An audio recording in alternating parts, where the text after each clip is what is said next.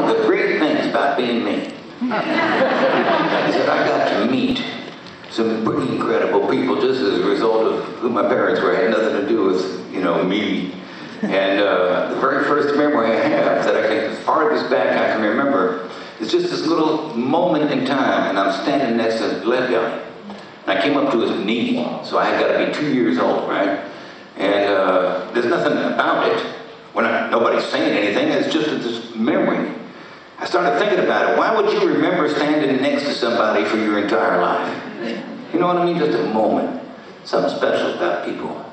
And he was one of these guys, he was an old man when I met him. I mean, he was born in 1880-something in Louisiana. Spent a lot of time in a Texas penitentiary and Louisiana penitentiary for killing a man. He got in a fight, somebody died. And so he was doing the time, but they let him out. They gave him a full pardon because he wrote great songs. What a freaking concept! Imagine how many songs were locked up around the world, you know. And but I grew up, you know, hearing the songs, of course, and when I inherited some of my father's other friends, guys like Pete Seeger and others, we playing together, we'd always do those Lead Belly songs, at least one in every show we ever did. And I was thinking about it because it was about 2.5, 3 years ago. We were down in Louisiana, we had a few days off, not enough time to actually go anywhere and get back on the road, so we just sat there. And I knew Lead Belly was buried in Louisiana.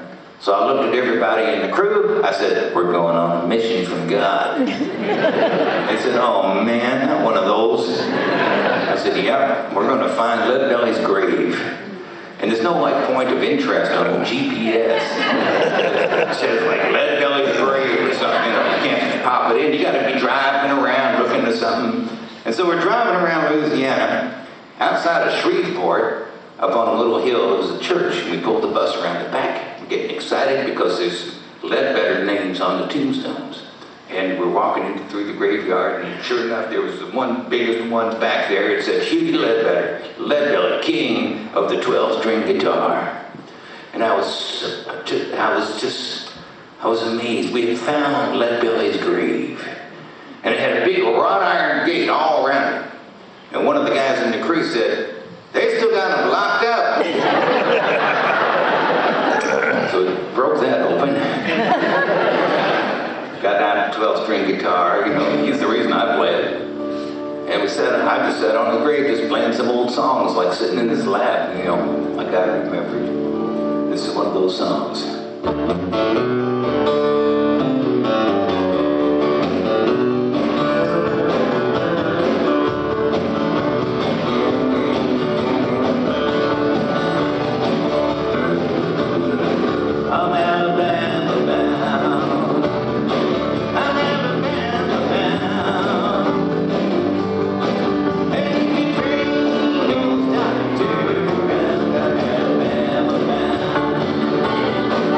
Don't